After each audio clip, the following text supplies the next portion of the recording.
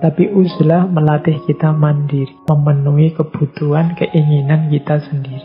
Melatih untuk bergantung hanya pada Allah saja, tidak bergantung pada orang yang lain.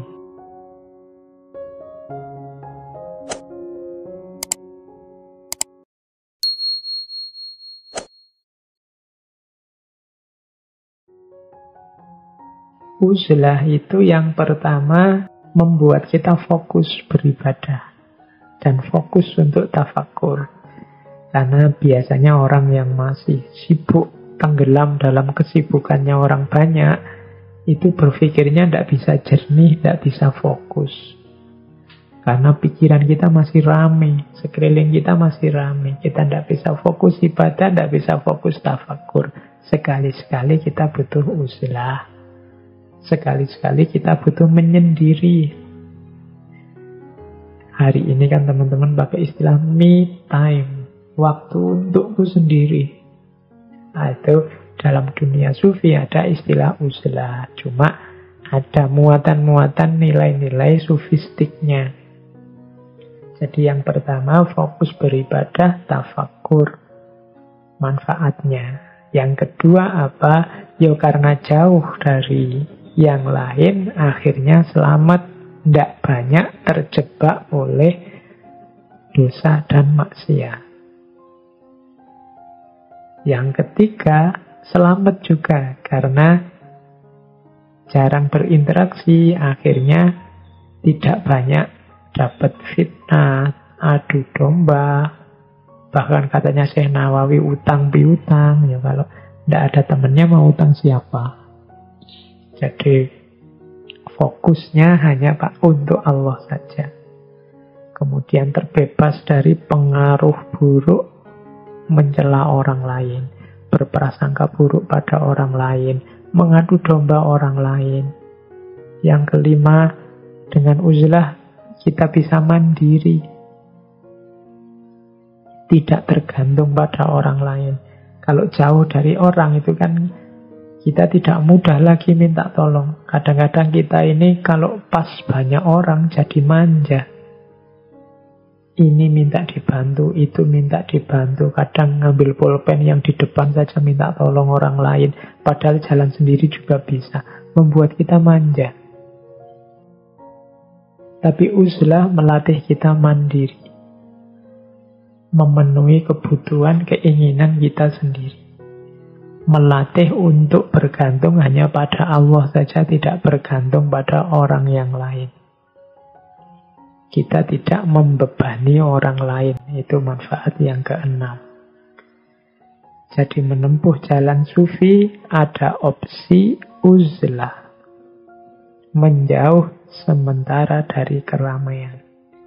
Dalam dunia tasawuf, menjauh sementara ini hakikatnya dalam rangka melatih jiwa untuk tidak terlalu terikat oleh dunia. Karena kalau terlalu terikat oleh dunia, kita susah untuk dekat dengan Allah. Tapi latihan ini kalau masih kita terganggu oleh banyak orang yang lain, susah. Maka perlu menarik diri sebentar. Jadi yang pertama itu sebenarnya yang dituju, latihan diri. Kalau tadi susah untuk berjiwa qanaah, susah untuk berjiwa yang di atas tadi semuanya siap belajar, susah untuk tawakal, susah untuk zuhud, susah untuk ikhlas dan macam-macam, boleh ambil opsi uzlah, menjauh diri sebentar untuk mendidik diri uzlah. Mendidik diri zuhud, mendidik diri qanaah, dan lain sebagainya. Dengan jalan uzlah. Ini opsi yang ke-8. Jalan sufi yang ke-9, tips dari Syekh Nawawi, perhatikan pemanfaatan waktu dengan baik. Alokasikan waktu untuk diri kita sendiri, untuk orang yang berada dalam tanggungan kita, anak, istri, teman, dan lain-lain. Dan jangan lupa waktu untuk Allah. Manfaatkan waktu dengan baik. Di Salalimul Fudola ada beberapa yang disarankan oleh Syekh Nawawi, ayo diperhatikan dalam sehari-hari. Yang pertama, jangan lupa ibadah. Sisihkan waktu untuk Allah melalui ibadah, mahdoh maupun ghairu mahdoh. Sholat, itu kan ibadah yang mahdoh, zakat, sedekah, dan lain sebagainya. Alokasikan waktu untuk ini. Paling tidak, kalau kita kan ada sholat, itu kan yang 5 waktu. Yang nomor 2, sisihkan waktu untuk membaca Al-Quran, untuk melakukan zikir. Bikin jadwal sendiri. Kapan saya ngaji, kapan saya zikir di setiap harinya. Jangan sampai satu hari lewat, ndak ngaji beluas, ndak ada zikirnya sama sekali. Ndak ada zikirnya berarti ndak ingat Allah sama sekali hari itu. Kalau di kampus-kampus sering diprovokasi, pokoknya setiap hari harus membaca. Nah, sisipkan di antara yang dibaca setiap hari itu Al-Quran. Ini tips dari Syekh Nawawi. Sisihkan waktu sebentar untuk membaca, sisihkan waktu sebentar untuk berzikir. Yang ketiga, sisihkan waktu untuk mencari ilmu, menambah wawasan. Mungkin dengan membaca, mungkin dengan menghadiri majelis ilmu. Jangan sampai waktu kita habis sia-sia, ndak ada ibadahnya, ndak ada ngajinya, ndak ada zikirnya, ndak ada ilmunya. Nah, berarti kita tidak memanfaatkan waktu dengan baik. Jangan lupa bekerja juga, itu pasti untuk memenuhi kebutuhan-kebutuhan duniawi. Terus juga bersedekah. Jangan lupa, bersedekah itu berarti berbagi kenikmatan, berbagi kelebihan. Setiap orang bisa bersedekah. Pak, saya uangnya tidak banyak, Pak, cukup untuk saya sendiri. Tapi kan kamu punya ilmu, sedekahkan ilmumu. Saya tidak terlalu pinter, Pak, tidak punya ilmu. Ya, paling tidak kamu punya tenaga. Mungkin orang di sekitarmu butuh sedikit-sedikit tenagamu, sedekahkan itu. Wah, saya itu, Pak, kalau tenaga juga lemes, saya itu tidak punya kekuatan yang besar. Oke, senyumlah. Gembirakan tetanggamu, gembirakan orang-orang sekelilingmu dengan kehadiranmu, minimal dengan senyum. Itu juga termasuk sedekah. Paling tidak dengan senyum yang termasuk sedekah itu kan waktu kita terisi oleh hal yang manfaat. Seorang sufi harus sangat eman, sangat sayang dengan waktu. Kalau waktu lewat, tidak ada ibadah di situ, tidak ada ngaji Al-Quran di situ, tidak ada zikir di situ, ilmu tidak tambah, tidak ada pekerjaan yang manfaat untuk diri, keluarga, dan orang lain.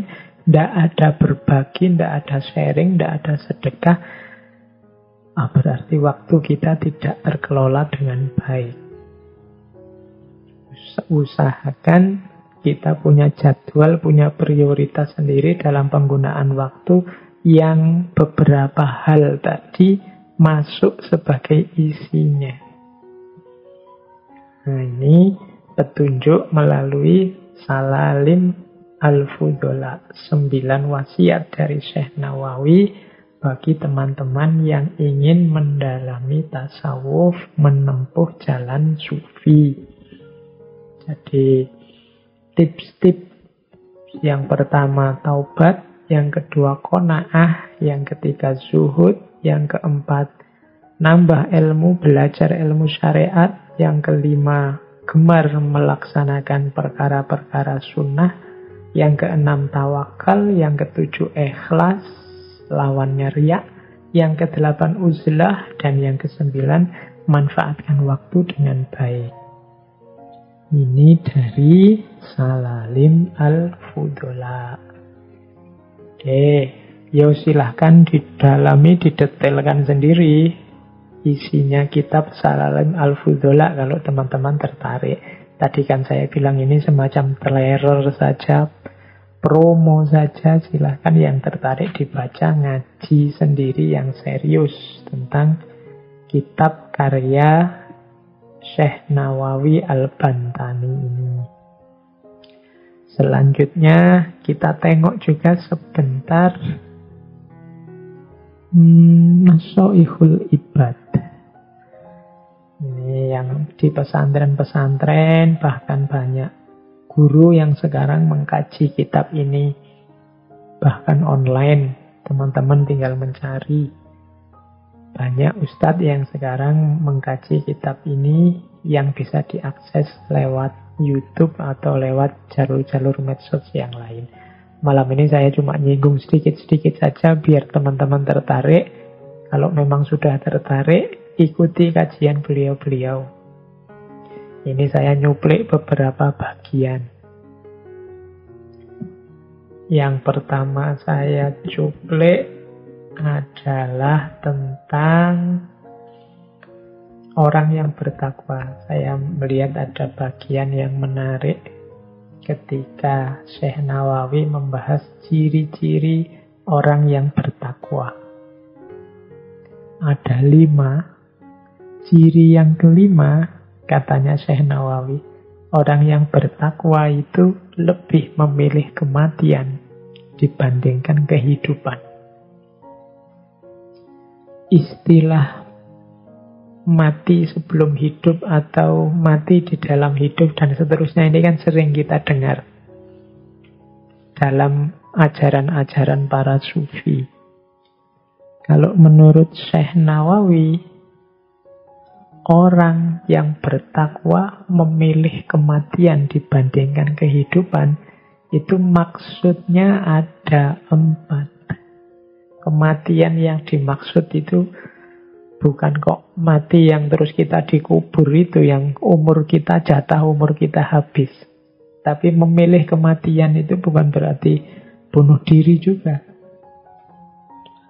Jangan-jangan teman-teman mengartikannya, wah milih kematian berarti tidak mau kerja, milih kematian berarti bunuh diri, Pak. Tidak.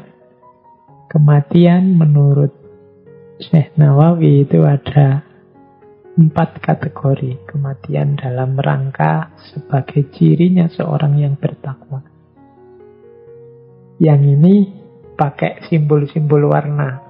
Ada mautun ahmar. Mautun ahmar itu kematian merah. Ada mautun abiyat. Mautun abiyat itu kematian yang putih. Ada mautun ahdor. Mautun ahdor itu kematian yang hijau. Ada mautun aswad. Mautun aswad itu kematian yang hitam. Mautun ahmar apa? Mautun ahmar itu pilihlah kematian dengan cara menentang nafsu. Kalau nafsu meminta ke atas, jalanlah ke bawah. Nah, mautun ahmar itu berarti mengalahkan nafsu. Itulah memilih kematian dalam kehidupan yang warnanya merah. Nafsu itu kan yang mendorong manusia ke arah kejelekan. Maka taklukkan nafsumu dengan mautun ahmar, menentangnya. Kalau nafsu minta A, jangan dituruti, beri saja kebalikannya. Nah, yang kedua mautun abiyat. Mautun abiyat artinya apa? Lapar. Orang biasanya milih makan dan kenyang, tapi mautun abiyat pilihlah lapar. Ini termasuk definisi milih kematian dibandingkan kehidupan tadi. Milih lapar itu berarti apa? Lapar itu membuat batin jernih. Kebalikannya kenyang. Kalau kenyang membuat orang terlena, kurang daya untuk melakukan kebaikan. Tapi orang yang lapar, batinnya dan hatinya jernih dan bercahaya. Maka seorang sufi lebih memilih lapar. Yang ketiga, mautun ahdor, maut yang hijau. Kalau ini kesederhanaan, simbolnya pakaian. Jadi tidak bermewahan dalam berpakaian. Itu mautun ahdor. Tadi yang mautun abiyat lapar, kalau mautun ahdor ini sederhana. Dan yang terakhir mautun aswad. Mautun aswad itu tidak merasakan penderitaan yang datangnya dari makhluk karena dia hanya ingat Allah saja. Mautun aswad ini berarti apa? Hidup yang diwarnai oleh Allah saja. Dunia sudah tidak penting lagi, segala penderitaan, segala kesulitan yang itu duniawi tidak membuatnya gentar. Orang semacam ini tergolong orang yang bertakwa karena memilih kematian dibandingkan kehidupan. Memilih Allah dibandingkan dunia. Yang dia ingat hanya Allah saja. Segala penderitaan dunia tidak penting lagi. Ini seperti munajatnya Kanjeng Nabi setelah dikejar-kejar, dilempari batu berdarah-darah di Taif, yang kemudian Nabi bersabda, in lam takun wadiban alayya ya Allah, fala ubali, asal engkau tidak marah padaku wahai Allah, aku tidak peduli. Jadi yang diingat hanya Allah saja. Nah ini, bagian ini bisa dilihat di Nasoihul Ibad. Di Nasoihul Ibad juga saya bawa ada tentang salah satu hadis Nabi yang mungkin bisa jadi pelajaran buat kita. Diriwayatkan dari Nabi SAW, sesungguhnya beliau bersabda, barang siapa yang pada waktu pagi hari memasuki waktu subuh dalam keadaan mengadu kepada manusia tentang kesulitan hidupnya, maka seakan-akan ia telah mengadukan Tuhannya. Sesungguhnya pengaduan selayaknya hanya kepada Allah, karena pengaduan kesulitan hidup kepada Allah termasuk doa.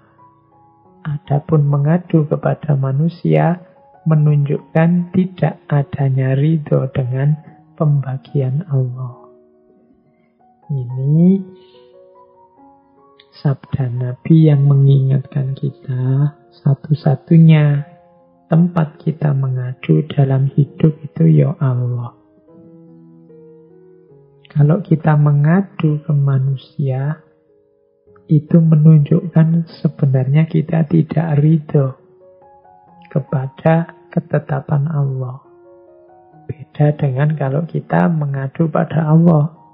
Kalau kita mengadu pada Allah, itu sebenarnya mirip seperti kalau kita berdoa meminta sesuatu kepada Allah. Jadi jangan mengadu kepada manusia, karena hal itu membuktikan engkau sebenarnya sedang tidak ridho dengan pembagian dari Allah. Mengadulah pada Allah karena itu menunjukkan engkau sedang berdoa kepadanya. Ini nasihat dari Nasoihul Ibad. Silahkan nanti dicari bagian itu di Nasoihul Ibad. Nah, dari Nasoihul Ibad juga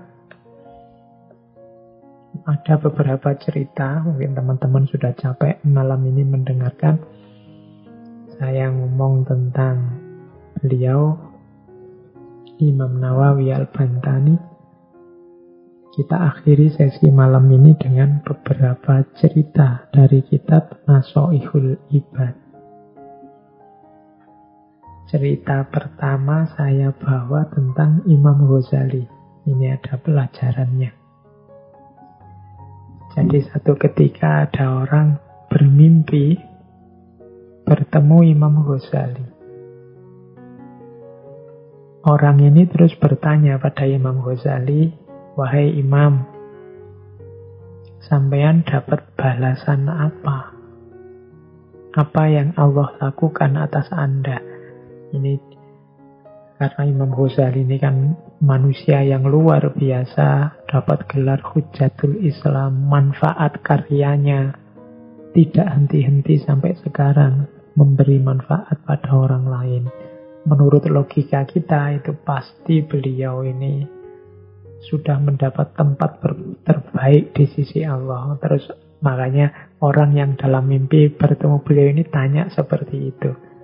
Tapi Imam Ghazali menjawab, Allah menghadapkan aku kepadanya, lalu menanyakan padaku, dengan pahala apa aku menghadapnya. Lalu aku sebutkan berbagai amal perbuatanku yang baik. Dia berfirman, aku tidak menerima semua itu. Aku hanya menerima satu amalmu pada suatu hari. Ketika itu ada seekor lalat yang hinggap di tinta kolammu untuk minum. Sedangkan saat itu engkau sedang menulis. Kemudian engkau berhenti menulis untuk memberi kesempatan lalat itu minum.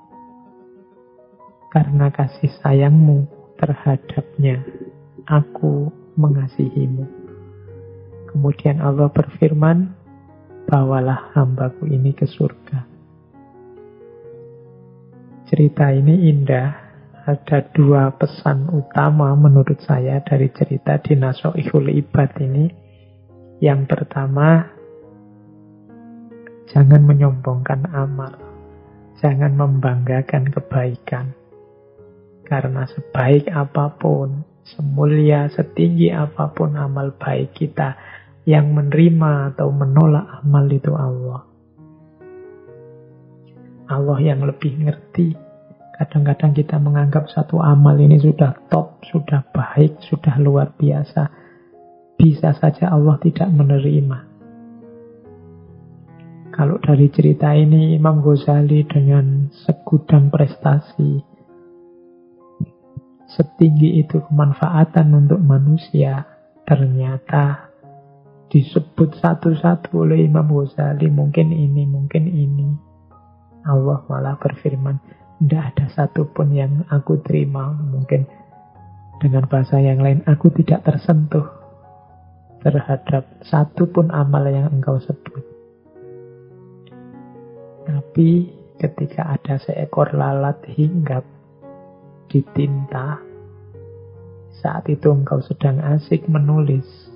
Kemudian engkau hentikan aktivitasmu menunggu agar lalat ini sampai kenyang dan pergi.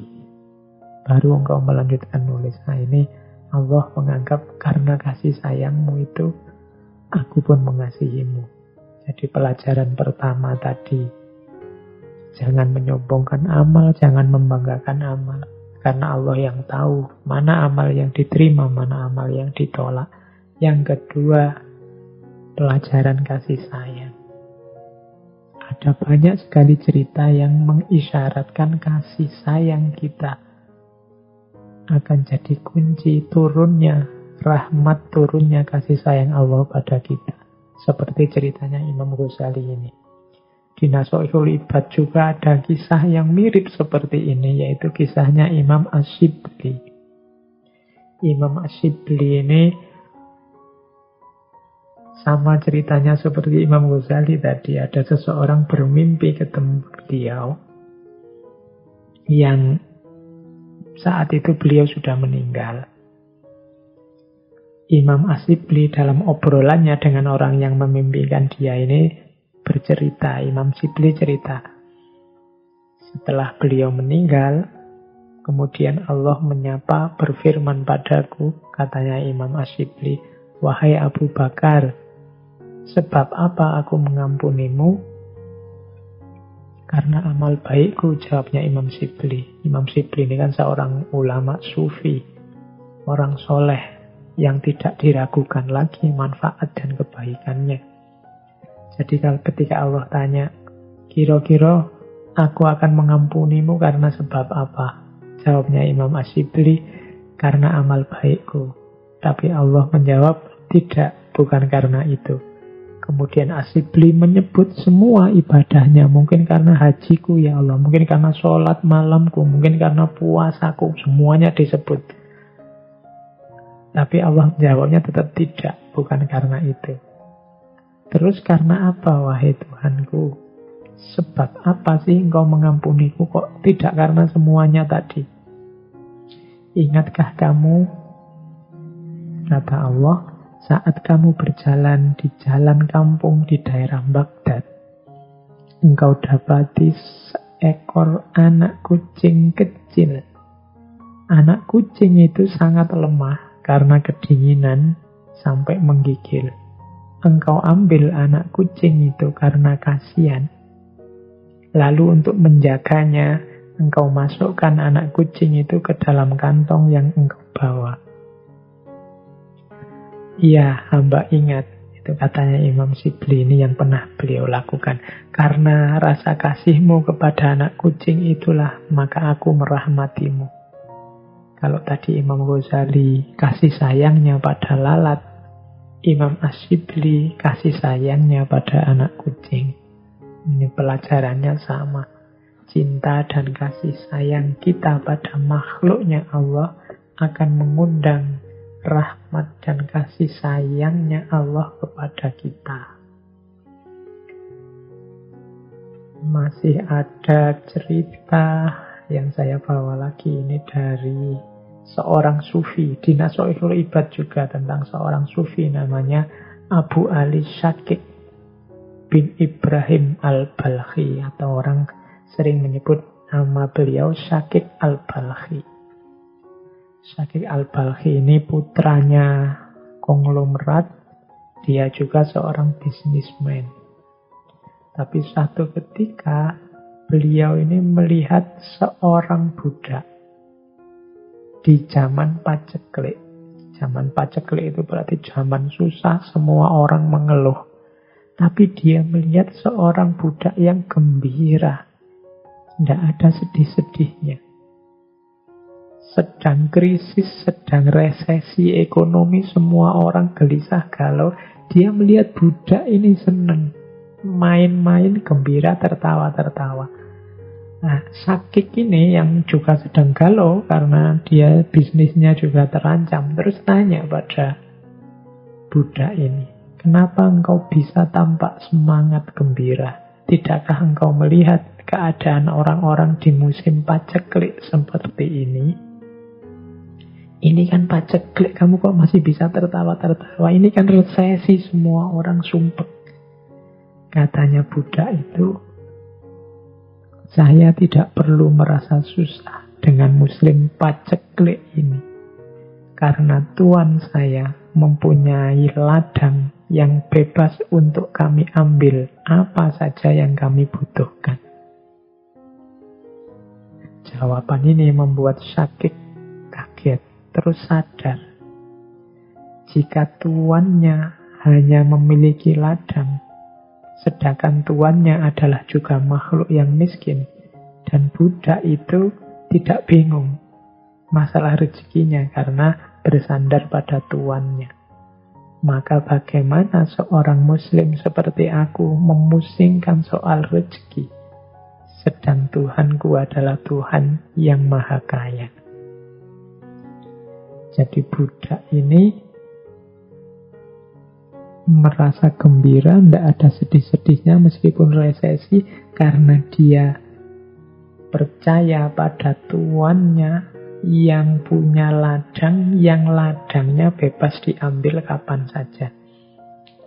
Membuat Shakik al-Balkhi ini sadar, layo, dia hanya tuannya. Padahal tuan yang dia sandari ini hakikatnya juga miskin juga kalau dibandingkan tuanku. yaitu Tuhanku yang maha kaya. Bagaimana aku bisa sedih urusan bisnis macet, urusan resesi, urusan rezeki yang tidak lancar? Bukankah Tuhanku, Tuhan kita, maha kaya? Kita bersandar pada Tuhan yang maha kaya, yang membebaskan kita mengambil apa saja yang kita butuhkan di muka bumi ini. Maka dari situ Syakik Al-Balkhi terus sadar, terus meninggalkan semua hartanya, menempuh jalan sufi.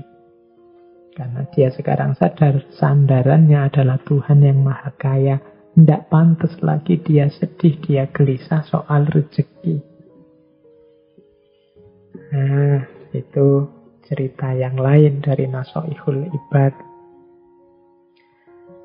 Masih banyak sebenarnya cerita-cerita, tapi menurut saya silahkan bagi teman-teman yang tertarik ya silahkan dikaji. Ikutilah ngaji beliau-beliau, para ustadz, para alim, para ulama. Bahkan mungkin di banyak pesantren kitab ini masih dikaji. Silahkan diikuti Nasoihul Ibad yang ditulis oleh Syekh Nawawi Al-Bantani. Baik teman-teman, saya kira itu dulu ya. Sedikit pancingan-pancingan, sedikit kita tengok kitab-kitab karya-karya Syekh Nawawi Al-Bantani. Paling tidak malam hari ini kita tahu semacam itulah kira-kira beberapa gagasan tasawuf dari Syekh Nawawi Al-Bantani. Bagi yang tertarik dengan beliau ini, ya silahkan diperdalam. Beliau tidak cuma expert di bidang sufi, tasawuf, tapi juga punya banyak karya di bidang fikih, punya banyak karya di bidang hadis, di bidang akidah, dan lain sebagainya. Konon karya beliau jumlahnya bahkan sampai 115 judul kitab. Oh, itu lebih banyak jumlah kitab beliau, jumlah karya beliau kalau dibandingkan usia beliau sendiri. Jadi ini menunjukkan memang beliau orang yang dianugerahi oleh Allah kemampuan, dianugerahi oleh Allah dengan kepandaian, kecerdasan, sehingga mampu melahirkan banyak karya. Yang ini harusnya menginspirasi kita, membesarkan hati kita sebagai bangsa Indonesia, bahwa nenek moyang kita, kakek nenek kita dulu adalah orang-orang besar yang disegani, dihargai. Levelnya tidak cuma nasional, tidak cuma Nusantara, tapi juga internasional, diakui di mana-mana. Saya kira itu kajian kita malam hari ini. Kurang lebihnya mohon maaf.